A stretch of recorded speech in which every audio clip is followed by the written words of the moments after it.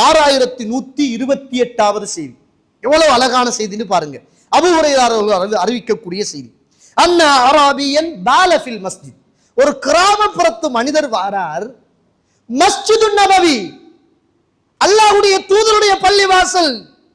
அந்த மஸ்ஜிது நபவியில ஒரு கிராமப்புறத்து மனிதர் வந்து அல்லாஹுவை சுஜூது செய்கின்ற இடத்தை விடவும் எனக்கும் உங்களுக்கும் இந்த உலகத்தில் எது ஒரு புனிதமான இடமாக இருக்க முடியும் சொல்லுங்கள்? மதிப்புள்ள கௌரவம் உள்ள இடம் மஸ்ஜிதை விடவும் இந்த உலகத்தில் எங்கேயாவது இருக்கிறதா?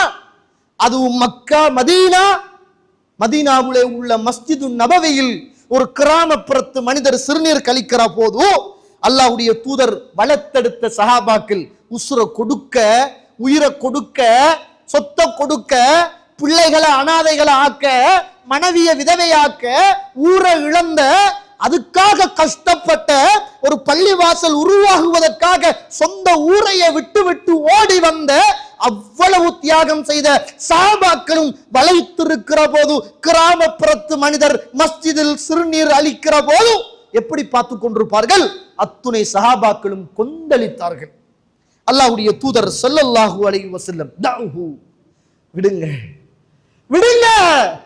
அல்லாஹ்வுடைய தூதர் ஸல்லல்லாஹு அலைஹி வஸல்லம் கொந்தளித்த அத்துணை சஹாபாக்களையும் பார்த்து அல்லாஹ்வுடைய தூதர் சுப்ஹானல்லாஹ், அல்லாஹ்வுடைய தூதர் ஸல்லல்லாஹு அலைஹி வஸல்லம் அவர்கள் அந்த நேரத்தில் சஹாபாக்களை எல்லாம் பார்த்து சொல்றாங்க, வஅஹ்ரிகு அலா பௌலிஹி ஸனூபம் மிம்மா, தண்ணியில ஒரு வாளியை எடுத்துட்டு போய் கொதிச்செலும்பின நீங்க கொண்டு போய் ஊத்திடுங்க. சிறுநீர் கழிச்ச அந்த கிராமப்புறத்து மனிதரை கூப்பிட்டு ரசூல் கஞ்ச வாங்க வாப்பா, தங்கோ இது பள்ளி வாசல், இது அல்லாஹ்வை சுஜூது செய்கிற இடம், இது எங்களுக்கு உசுறு மாதிரி, இந்த இடத்துல எல்லாம் சிறுநீர் கழிக்க கூடாது, உங்களுக்கு தெரியாதா?